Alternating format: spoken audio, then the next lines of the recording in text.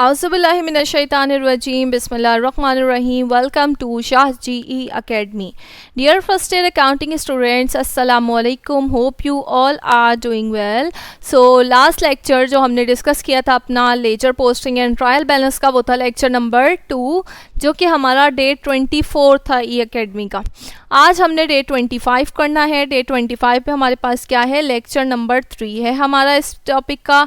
Lecture number 2 में हमने आपके साथ प्रॉब्लम नंबर 1 डिस्कस की थी क्लास में, और जबकि प्रॉब्लम नंबर 2 आपको दिया गया था होमवर्क में। आई होप सो कि आप लोगों ने, तमाम स्टूडेंट्स ने प्रॉब्लम नंबर 2 लाजमी तौर से सॉल्व की होगी, और आंसर्स जो है सॉल्यूशन भी आपके पास पीडीएफ में गिवन थे, तो आपने वहाँ से मैच भी किया होगा। आज हम क्या करेंगे, आज हम अपना लेक्चर नंबर 3 करेंगे, जिसकी प्रॉब्लम नंबर 3 ही है हमारे पास। प्रॉब्लम नंबर 3 में क्वेश्चन क्या है, on March 1, 2003 Majid started a business with cash investment of 80,000।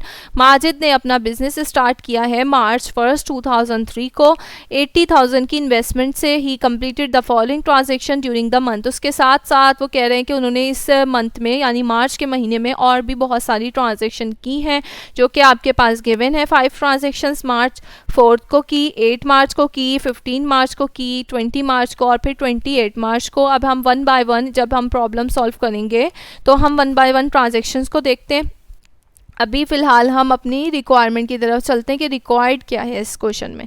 तो सबसे पहली रिक्वायरमेंट है set up T accounts involve therein. वो कह रहे हैं तमाम के तमाम अकाउंट्स जो ट्रांजैक्शन में आ रहे हैं उनके टी अकाउंट बना देने हैं आप लोगों ने, लेजर बना देना है, यानी enter the transaction direct into ledger account affected completing double entry in each case. और वो कह रहे हैं ट्रांजैक्शन से डायरेक्टली आपने जो भी हमारी ट्रांजैक्शन में बताया जा रहा है उसको डायरेक्ट आप लेजर अकाउंट में उसका इफेक्ट दिखाएं। Completing double entry in each case, यानी कि डबल एंट्री क्या है हमारी, यानी जो भी ट्रांजैक्शन हमारी बन रही है उसका डुअल इफेक्ट होगा, यानी कुछ डेबिट हो रहा है कुछ क्रेडिट हो रहा है। तो वो कह रहे हैं डायरेक्ट आप जर्नल नहीं बनाएंगे, आप डायरेक्टली जो है लेजर अकाउंट बनाएं। थर्ड, वो कह रहे हैं बैलेंस द अकाउंट, यानी कि क्या ट्रायल बैलेंस बनाएं। तो सबसे पहले हमने ये पढ़ा था कि लेजर अकाउंट जो होता है वो हमारा क्या होता है, एक ऐसा प्रोसेस होता है जिसमें हम अपनी तमाम की तमाम जनरल एंट्री को ट्रांसफ़र कर देते हैं स्पेसिफिक अकाउंट्स में। तो हम सबसे पहले क्या करेंगे, सबसे पहले हमने क्या करना है, यहाँ पर सबसे पहले हमने ट्रांजैक्शन बनानी है। तो हम यहाँ पर अपनी ट्रांजैक्शंस बना लेते हैं। On March 1, 2003 Majid started a business. March 1 पर रफली तौर पे अपनी ट्रांजैक्शंस क्रिएट कर रहे हैं। हम यहाँ पर जर्नल एंट्री बना रहे हैं ताकि हमें टी अकाउंट बनाने में कोई मार्च 1, 2003 को वो कह रहे हैं कि मिस्टर माजिद ने बिज़नेस स्टार्ट किया है कैश की इन्वेस्टमेंट से। तो कैश आ गया हमारे पास, एसेट है, इंक्रीज़ होगा तो डेबिट होगा, और कैपिटल आएगा क्योंकि बिज़नेस में इन्वेस्ट कर दिया। कितने से, 80,000 से,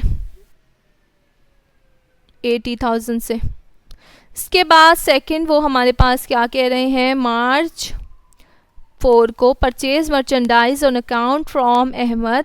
अहमद के जो है, अहमद एक सप्लायर है जिससे उन्होंने ख़रीदी है मर्चेंडाइज। किस बेस पे ख़रीदी हैं, ऑन अकाउंट ख़रीदी हैं।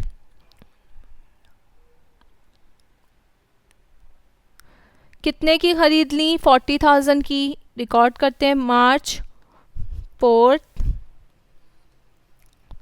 परचेज़ की है मर्चेंडाइज। तो क्या आएगा हमारे पास, परचेजेस ख़रीदनी हमारे पास आ गई हैं 40,000 की, जबकि हमारे पास से कैश नहीं गया। क्योंकि उन्होंने ऑन अकाउंट परचेज़ की है। तो जब भी ऑन अकाउंट परचेज़ की होती है तो यानी कि सप्लायर को हमने इन फ्यूचर पे करना है, तो वो क्या होता है, हमारी लाइबिलिटी होती है, अकाउंट पेएबल होता है। अकाउंट पेएबल कितना बढ़ गया यहाँ पर, 40,000 से अकाउंट पेबल यानी लाइबिलिटी इंक्रीज़ हो गई।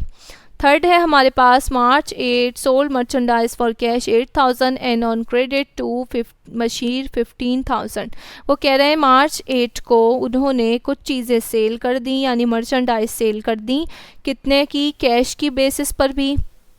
तो कैश आ रहा होगा जब हमने सेल की है, तो कैश कितना आया हमारे पास, 8,000 का कैश आ गया। जबकि ऑन क्रेडिट भी की है तो अकाउंट रिसीवेबल भी आ गया यहाँ पर हमारा।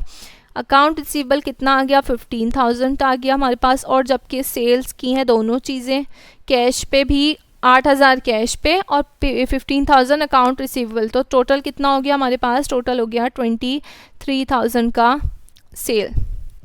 23,000 हमारी सेल हो गई। सेल के बाद हमारे पास क्या आ रहा है, paid cash to Ahmed. Ahmed को पे किया है हमने मार्च 15 पर, हमने पे किया अहमद को कैश डेबिट। और अहमद ये हमारा कौन था, अहमद हमारा सप्लायर था जिससे हमने ख़रीदी थी, मार्च 4 को परचेज़ की थी चीज़ें। तो ये क्या है, हमने क्या करना है यहाँ पर, अकाउंट पेबल हमारा क्या हो जाएगा, डेबिट हो जाएगा, क्योंकि हमारी लाइबिलिटी कम हो गई, हम उसको कैश दे रहे हैं। कितना कैश दे रहे हैं, हम उसको 10,000 का कैश दे रहे हैं, कैश क्रेडिट हो गया 10,000। इसके बाद हमारे पास लिखा है receive cash from Bashir. Bashir कौन था, जिससे हमें पैसे रिसीव करने थे, जिसको हमने सेल की थी। बशीर को हमने सेल की थी कुछ ऑन क्रेडिट मार्च 8 को, देख सकते हैं आप एंट्री में लिखा था ऑन क्रेडिट टू बशीर 15,000 की, जिसमें से बशीर ने हमें 20 मार्च को 7,000 रुपीज़ दे दिए। तो मार्च 20 को अकाउंट रिसीवेबल बशीर ने हमारे पैसे दे दिए, यानी हमारे पास क्या आ गया, कैश आ गया 7,000 का। और कम क्या होगा हमारे पास, अकाउंट रिसीवेबल 7,000। इसके बाद लास्ट एंट्री थी हमारे पास पेड ऑफिस रेंट 12,000 का ऑफिस रेंट पे कर रहे हैं 28 मार्च को। मार्च 28 पे ऑफिस रेंट पे हो रहा है। तो ये ऑफिस रेंट क्या है हमारे पास, ऑफिस रेंट एक्सपेंस डेबिट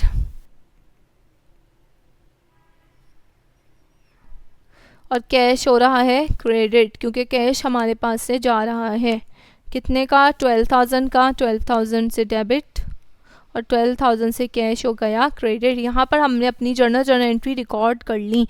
अब इन्हीं जर्नल एंट्रीज़ को देखते हुए हम क्या करेंगे, हम अपना लेजर अकाउंट बनाएंगे। सबसे पहले हम देखते हैं क्या लेना है हमने। सबसे पहले हमने क्या लेना है, कैश का अकाउंट बनाएंगे। सबसे पहले हम कैश का टी अकाउंट बना देंगे।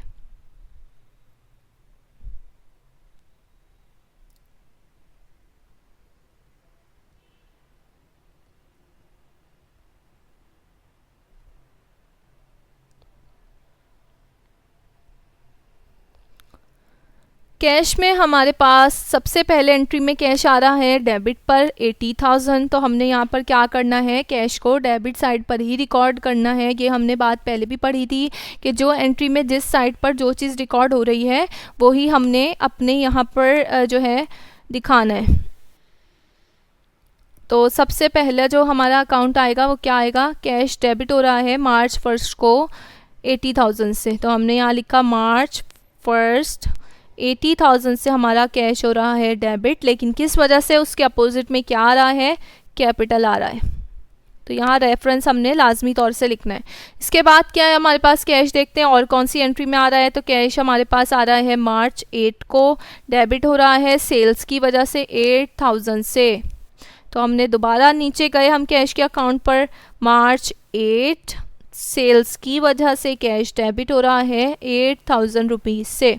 इसके बाद आ रहा है मार्च 15 पर, जो कि क्रेडिट हो रहा है 10,000 से अकाउंट पेबल की वजह से। तो हमने यहाँ क्या लिखा, मार्च 15 पर ऐसे कैश हमारा क्रेडिट हो रहा है, किस वजह से, अकाउंट पेबल है उसके अपोजिट में। और यहाँ पर कितनी अमाउंट आएगी, 10,000 रुपीज़। इसके बाद कैश हमारा डेबिट हो रहा है मार्च 20 को। तो मार्च 20 को हमने यहाँ लिख लिया कैश हमारा हो रहा है डेबिट 7,000 रुपीज़ से।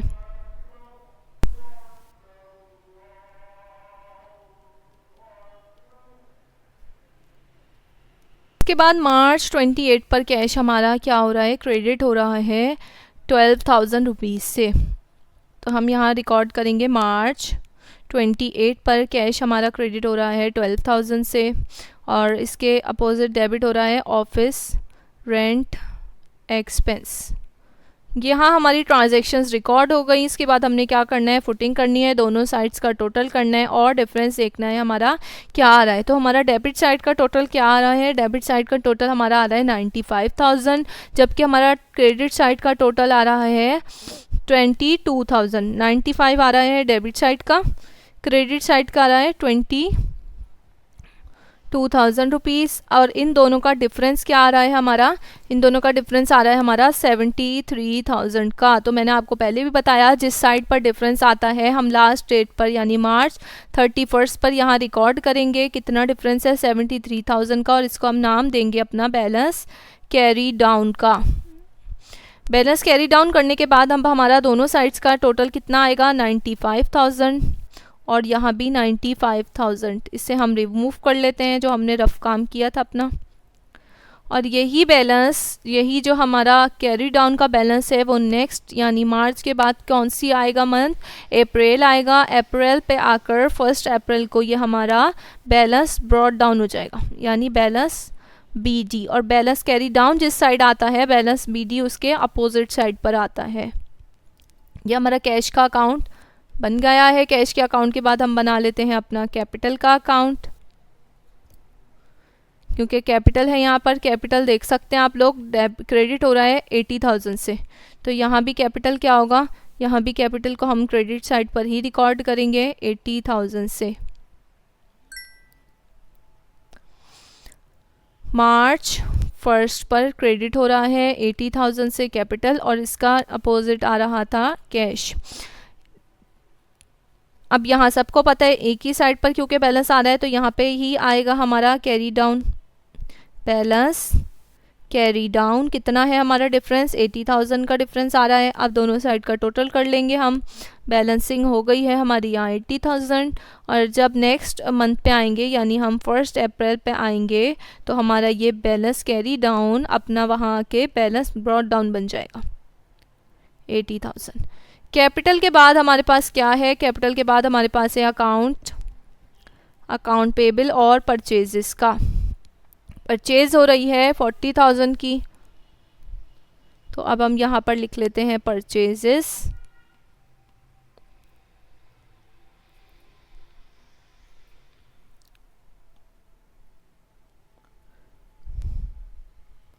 परचेजेस कितने से आ रहा है हमारे पास, क्रेडिट हो रहा है, सॉरी डेबिट हो रहा है हमारा मार्च 4 को परचेजेस अकाउंट पेबल की वजह से, और कितना है 40,000 से। यहाँ पर भी हमारा एक ही आ रहा है क्योंकि एक ही अकाउंट एक साइड पर ही आ रहा है, तो हमें पता है यहाँ पे भी 40,000 ही आएगा, जिसे हम नाम देंगे अपना मार्च 31 पर बैलेंस कैरी डाउन। दोनों साइड्स का टोटल किया हमने 40,000 आया। उसके बाद हमारा कैरी डाउन नेक्स्ट मंथ आकर हमारा बन जाएगा बैलेंस BD यानी बैलेंस ब्रॉट डाउन। परचेजेस के बाद हमारे पास कौन सा अकाउंट था, अकाउंट पेबल था, तो यहाँ पर हम अकाउंट पेबल का अकाउंट बनाते हैं।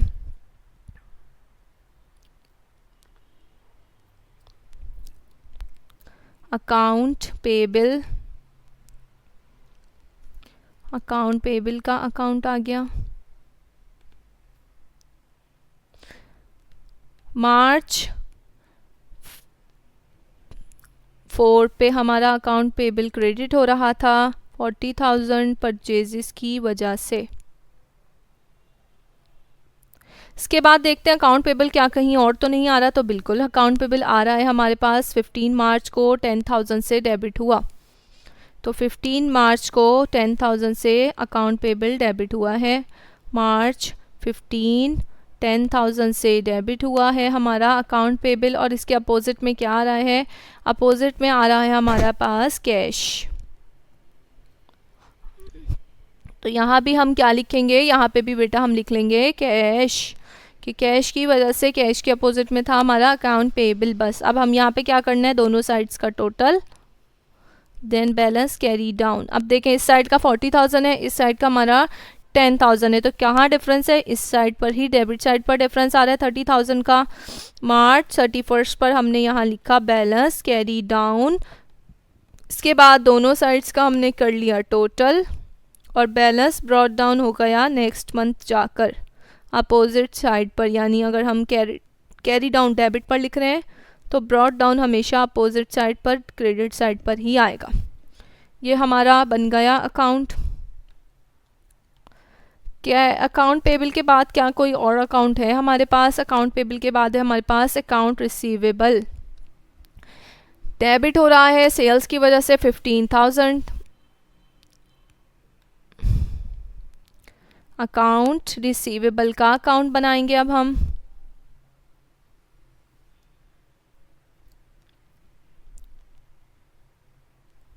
अकाउंट रिसीवेबल हमारा डेबिट हो रहा था 15,000 से सेल्स की वजह से, और किस डेट पर आ रहा था हमारा अकाउंट रिसीवेबल?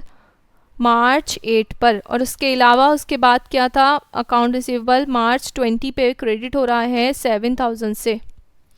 तो हम दोनों अकाउंट्स की रिकॉर्डिंग करेंगे अपने डेबिट साइड पर भी और क्रेडिट साइड पर भी। अकाउंट रिसीवेबल हमारा मार्च 8 पे सेल्स की वजह से डेबिट हो रहा था, जबकि मार्च 20 पर आकर हमारा अकाउंट रिसीवेबल उन्होंने हमें कैश दे दिया था 7,000 का। 7,000। अब हमारा डिफरेंस देखते हैं, 15 जो है डेबिट साइड पर है जबकि क्रेडिट साइड पर हमारा 7,000 है, तो यहाँ कितने का डिफरेंस आ रहा है 8,000 का। तो इसे क्या नाम देंगे, मार्च 31 और बैलेंस कैरी डाउन। उसके बाद हमने कर लेना है दोनों साइड्स का टोटल। दोनों साइड्स का टोटल आएगा हमारे पास वही 15,000। और ये बात आपने हमेशा याद रखनी है कि टोटल हमने जब भी करना है एक ही लाइन में करना है, यानी डेबिट और क्रेडिट बिल्कुल आमने सामने एक लाइन में होने चाहिए। अप्रैल 1 को आकर हमारा ये क्या हो जाएगा, बैलेंस ब्रॉट डाउन बन जाएगा 8,000 रुपीज़। अकाउंट रिसीवेबल के बाद हमारे पास कौन से अकाउंट बचते हैं, हम एक दफ़ा दोबारा से अपनी जो है ट्रांजैक्शंस को गो थ्रू कर लेते हैं। सेल्स का अकाउंट भी हम बना चुके हैं, सेल्स का अकाउंट रह गया बल्कि हमारे पास, और एक हमारे पास ऑफिस रेंट एक्सपेंस का अकाउंट रह गया है। तो सेल्स का अकाउंट बनाते हैं सबसे पहले हम अपना। दो अकाउंट रह गए हमारे पास, सेल्स का और ऑफिस रेंट एक्सपेंस। ये दो अकाउंट हमारे रह गए। पहले हम इनके कॉलम्स ड्रॉ कर लेते हैं। ये हमारा टी अकाउंट सेल्स का है और ये हमारा T account office rent expense का है।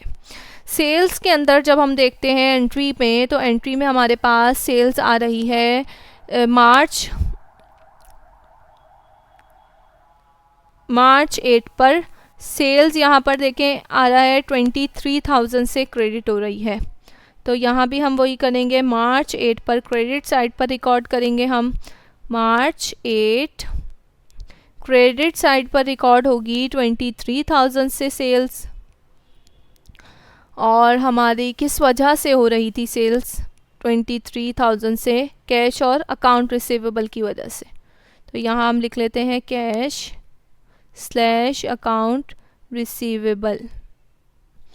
इसके बाद के जो सेल्स है हमारी और किसी भी एंट्री में नहीं आ रही है, सिर्फ एक एंट्री में आ रही है, तो हमें पता चल गया हमारा बैलेंस कैरी डाउन कहाँ आएगा, डेबिट साइड पर आएगा, क्योंकि डेबिट साइड पर कोई भी एंट्री नहीं है। बैलेंस कैरी डाउन आ गया यहाँ पर 23,000 का। अब हमने क्या करना है, दोनों साइड्स का अपना टोटल कर लेना है। 23,000 आ गया डेबिट साइड पर और 23,000 ये हमारे पास आएगा क्रेडिट साइड पर, जबकि हमारा ये balance carry down next month अप्रैल 1 पर आकर ब्रॉट डाउन हो जाएगा, क्योंकि डेबिट जो है सीडी डेबिट पर आ रहा था, तो हमारा बीडी बैलेंस क्रेडिट साइड पर आएगा। इसके बाद लास्ट है हमारे पास ऑफिस रेंट एक्सपेंस का अकाउंट। ऑफिस रेंट एक्सपेंस हमारा मार्च 28 पर डेबिट हो रहा था, कितने अमाउंट से, 12,000 से, और किस वजह से एक्सपेंस आ रहा था, कैश हमारे पास से जा रहा था, क्रेडिट हो रहा था कैश। अब यहाँ भी हम दोनों का टोटल करते हैं तो क्रेडिट साइड पर हमारे पास कुछ भी नहीं है, तो हमने यहाँ पर क्या किया, यहाँ पर हमने मार्च 31 पर बैलेंस कैरी डाउन लिया 12,000 का और दोनों साइड्स का टोटल कर लिया, बैलेंसिंग कर ली हमने यहाँ पर 12,000 और अप्रैल 1 पर नेक्स्ट मंथ में आकर बैलेंस बीडी हमारा आ गया 12,000 से।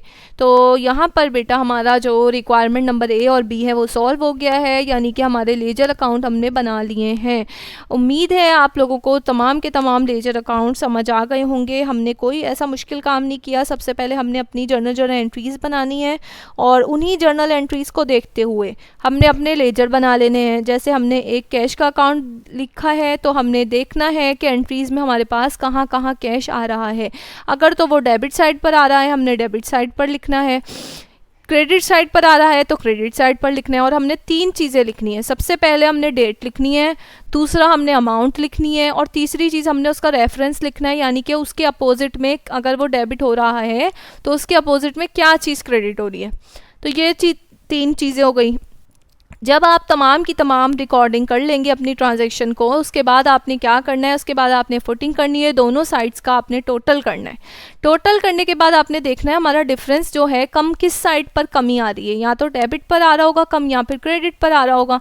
तो जिस साइड भी हमारा कम आ रहा है बैलेंस, जितनी अमाउंट से कमी आ रही है, जितना डिफरेंस आ रहा है, उससे हमने रिकॉर्ड कर देना है अपना बैलेंस कैरी डाउन।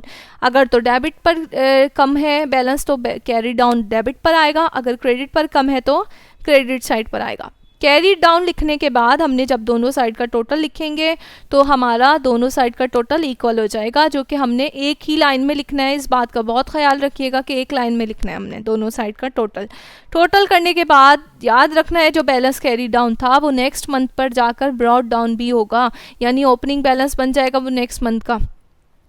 तो बस यहाँ पर हमारी लेजर की बात ख़त्म होती है। अब हम अपनी रिक्वायरमेंट नंबर 3 सॉल्व करते हैं, जो कि हमारा क्या कहा था, उन्होंने हमें कहा था ट्रायल बैलेंस बनाना है हमने। तो यहाँ पर हम ट्रायल बैलेंस बना देंगे अपना। ट्रायल बैलेंस हमने किस डेट पर बनाना है, एज ऑन मार्च 31, 2003। ये हमने अपने ट्रायल बैलेंस बनाना है। सबसे पहले हम अपने ट्रायल बैलेंस के कॉलम देखते हैं। सबसे पहले सीरियल नंबर आएगा, इसके बाद पर्टिकुलर्स आएंगे, पोस्ट रेफरेंस आएगा, डेबिट और क्रेडिट आएगा।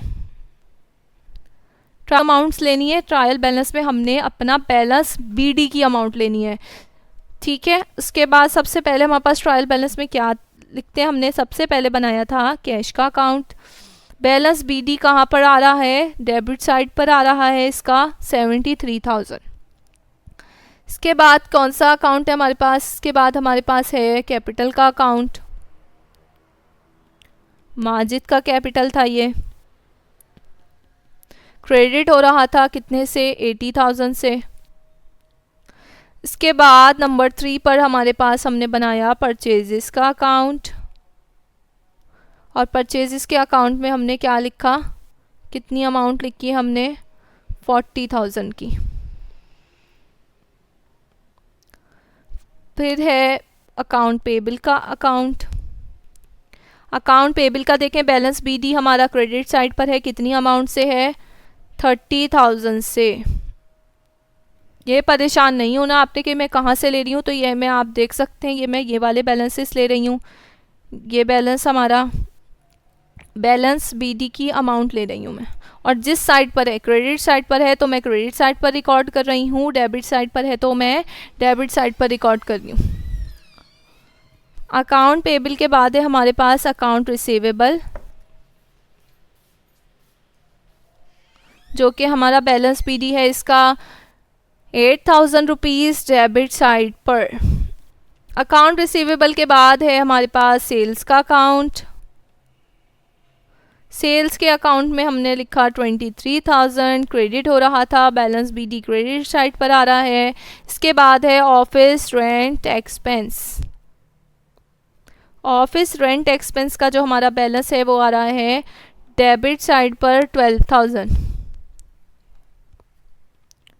अब ये जब हमने अकाउंट्स जो है ट्रायल बैलेंस में लिख लिए, इसके बाद हमने क्या करना है, इसके बाद हमने दोनों साइड्स का इक्वल टोटल कर लेना है, सम कर लेना है कि क्या हमारी दोनों साइड्स जो हैं वो इक्वल हैं या नहीं हैं। तो हमारी डेबिट साइड का बैलेंस बेटा आ रहा है 1,33,000, जबकि हमारी क्रेडिट साइड का बैलेंस भी आ रहा है 1,33,000। इसका मतलब ये है कि हमने अपना जो टोटल निकाला है, अकाउंट सॉल्व की, ट्रांजैक्शंस और लेजर, वो हमारा बिल्कुल करेक्ट है, बिकॉज जो ट्रायल बैलेंस है वो हमारी एक्यूरेसी को बता रहा है यहाँ पर, क्योंकि दोनों का बैलेंस इक्वल है। अगर हमारा दोनों का बैलेंस इक्वल नहीं आता फॉर एग्जांपल यहाँ पर, तो इट्स मीन्स कि हमसे कोई ना कोई मिस्टेक हुई है, या तो जर्नल बनाने में हुई है, और अगर जर्नल बनाने में हुई है तो मीन्स जर्नल को ही देखते हुए हमने अपने लेजर बनाए थे, तो इसका मतलब वहाँ भी हुई होगी। तो ये चीज़ आप लोगों ने लाजमी तौर पे याद रखनी है कि ट्रायल बैलेंस का बैलेंस हमेशा इक्वल होना चाहिए। इसके बाद जो हमारे पास प्रॉब्लम नंबर 4 है, वो आप लोगों का होमवर्क है। वो आप लोगों ने अपने पास जो गूगल क्लासरूम पर आपके PDF अवेलेबल है, और गूगल क्लासरूम से आप लोगों ने PDF को डाउनलोड करना है, अपना क्वेश्चन सॉल्व करना है, और सॉल्व करने के बाद आपने वहीं पर दिए गए सॉल्यूशन से अपने प्रॉब्लम को प्रैक्टिस करते हुए मैच भी करना है। सो आई होप आप लोगों को स्टूडेंट्स आज का लेक्चर बहुत इजी लगा होगा, और हमने अपना एक लेजर सॉल्व किया और एक हमने अपनी रिक्वायरमेंट ट्रायल बैलेंस की बनाई है। मज़ीद आने वाले लेक्चर्स में हम आगे के अपने क्वेश्चंस और डिस्कस करेंगे कि इसमें लेजर में हम किस किस तरह से अपने और प्रॉब्लम्स को सॉल्व कर सकते हैं। और तब तक के लिए अल्लाह हाफ़िज़, अपना बहुत सारा ख्याल रखिएगा।